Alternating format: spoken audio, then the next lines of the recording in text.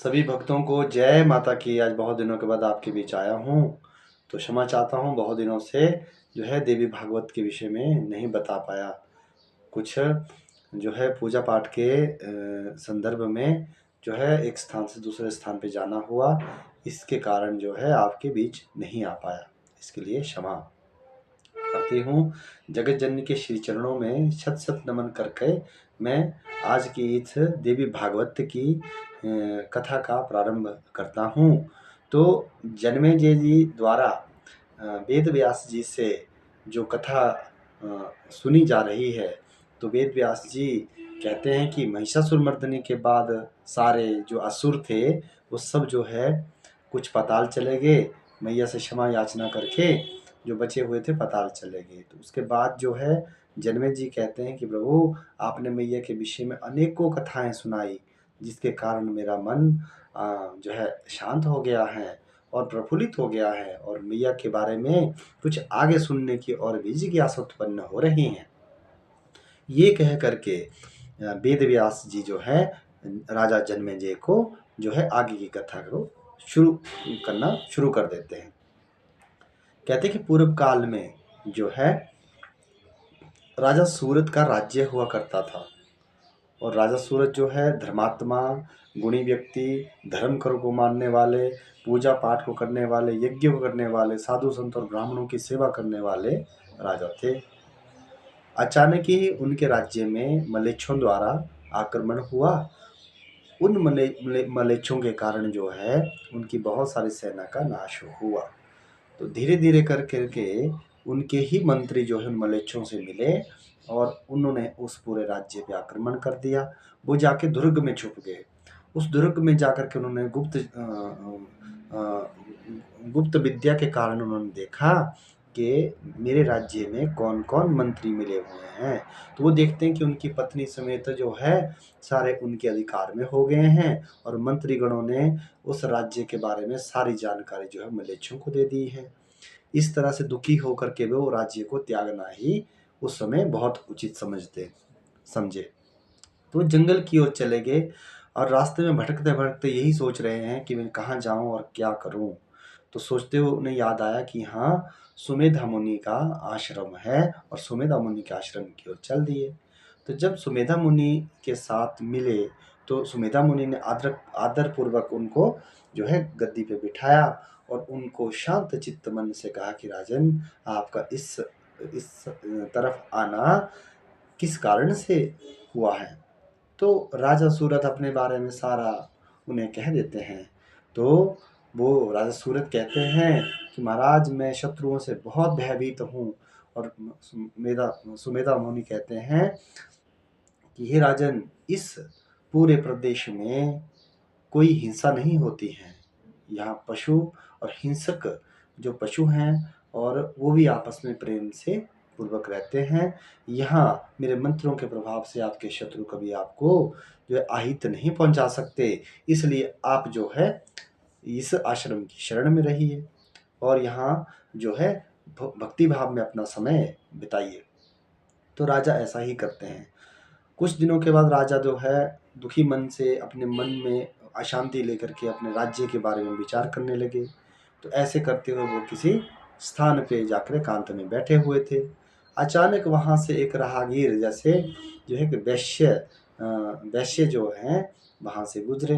तो जब वैश्य के मुखमंडल पे उन्होंने चिंता का भाव देखा, तो महाराज उनसे पूछते हैं कि आप कौन हो, कहाँ से आए हो। तो वैश्य जो है ने कहा कि मैं समाधि नाम का वैश्य हूँ, और मैं जो हूँ अपने पुत्र और पत्नियों द्वारा त्यागा हुआ हूँ, और तभी इस वन प्रदेश में भटक रहा हूँ। महाराज, मैं बहुत ही चिंतित हूँ। तो उन्होंने कहा कि मैंने धन आदि सब कुछ अपने पूरा पूरा जीवन अपने पत्नी और बच्चों के लिए दे दिया, और फिर भी वो मेरे लिए षड्यंत्र करते रहे। इससे दुखी होकर के उन्होंने मेरे मना करने पे भी मुझे घर से निकाल दिया। तो इस तरह से मैं यहाँ पे आया हूँ राजन, मुझे समझ नहीं आ रहा है कि मैं कहाँ जाऊँ और क्या करूँ। तो अपने बारे में राजा उनको सारी बात बताते हैं कि हे वैश्य, मैं राजा हूँ और तुम वैश्य हो। हम दोनों की एक जैसी कहानी है। हम चल करके सुमेधा महामुनि से ही इसके विषय में जानकारी लेते हैं कि हमें क्या करना चाहिए। तो दोनों जो है मुनि के पास जाते हैं। मुनि आदर पूर्वक सत्संग में उनको बिठाते हैं और सत्संग में उन्हें सारी बात के बारे में बताते हैं।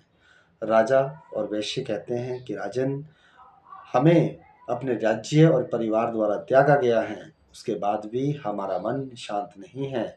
हमारी सोच बार बार अपने परिवार के प्रति हो रही है कि वो राज्य का धन सारा छीन लेंगे, परिवार में पता नहीं क्या क्या करेंगे, उनके बारे में अधिक चिंतन बना हुआ है। तो सुमेधा महामुनि कहते हैं कि राजन, यही बात जो है संसार के सभी प्राणियों के साथ है, क्योंकि भगवती योग माया की कृपा से ये सारा संसार जो है माया मोह में फंसा हुआ है। तो इस तरह से जो है सुमेधा महामुनि उन्हें बताते हैं कि जगत जननी योग माया ही है, जिन्होंने पूरे संसार में अपनी योग बल से जो है माया फैला रखी हैं। तो जिसके कारण आदमी जो है मरे हुए व्यक्ति के बारे में सोचता रहता है, जो भौतिक चीजें उनके बारे में तड़पता रहता है, इस माया जाल से बाहर नहीं निकल पाता। तो मैया ही ब्रह्मा विष्णु महेश के द्वारा इस सृष्टि का संचालन करती हैं। वही आकार है, वही निरंकार है, वही जगत की प्रतिपालिका है। और इस तरह से माँ भगवती के विषय में उन्हें सारी बातों का मंथन करवाते हुए वो दोनों प्रफुल्लित हो जाते हैं और भगवती जगदम्बा की जय जयकार करते हैं और कहते हैं, महर्षि, आपने हमारी जिज्ञासा का हल कर दिया। जगत जननी के विषय में हमें कुछ ऐसा जो है ज्ञान दीजिए कि कैसे इनको पूजना चाहिए। तो महर्षि कहते हैं कि इनको जो है धरती पर जो है गोबर और मिट्टी के साथ लिपाई करके 9 हाथ लंबा और 7 हाथ चौड़ा मंडप बनाएं। विधि पूर्वक जो है ब्राह्मणों से स्वयं जो है उस मैया का पूजा करें और मिट्टी की मूर्ति बना करके माँ भगवती की अनन्य पूजा करें और कंजकों का पूजा कर करके भगवती के बीज मंत्रों का ध्यान करें। तो इस तरह पूजन के विषय में बताया। फिर दोनों ही वैश्य और राजा सारी जानकारी लेकर के कहते हैं कि प्रभु, हम जो है माँ भगवती की शरण में जाना चाहते हैं, जो है हमें मंत्र दीजिए और हम साधना करना चाहते हैं। तो महर्षि से दोनों मंत्र लेकर के वो नदी के तट पर जाते हैं। मैया की मूर्ति बना करके वो जो है 1 वर्ष तक जो है घोर तपस्या करते हुए जो है तपस्या करते हैं। कभी फलाहार रह करके, कभी पत्ते खा करके, कभी एक टांग पे खड़े होकर के, अन्य कारणों से योग से मैया को प्रसन्न करते। जब मैया नहीं आती तो वो मैया को कहते हैं कि मैया, हम यहीं आत्मदाह कर देंगे, नहीं तो हमें दर्शन दीजिए। तो माँ भोली मैया जगत जननी जो है प्रसन्न होकर उनके सामने सम्मुख आ जाती हैं और उन्हें आशीर्वाद देती हैं कि राजा, तेरा जो राज्य है वो तुम्हें पुनः मिल जाएगा और तेरे शत्रुओं का नाश मैंने कर दिया है। और वैश्य को कहा कि तुम्हारी क्या अभिलाषा है। तो वैश्य कहता है कि मैया, बस मैं इस भवसागर से पार होना चाहता हूँ और सदा आपके चरणों में रहना चाहता हूँ। तो मैया वैसा ही करती हैं।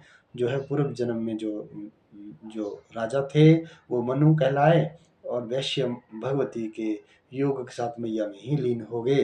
तो भक्तों, ये भोली मैया है, जगत जननी है, माँ भुवनेश्वरी की लीला, माँ योग माया की लीला पूरे सर्वत्र संसार में फैली हुई है।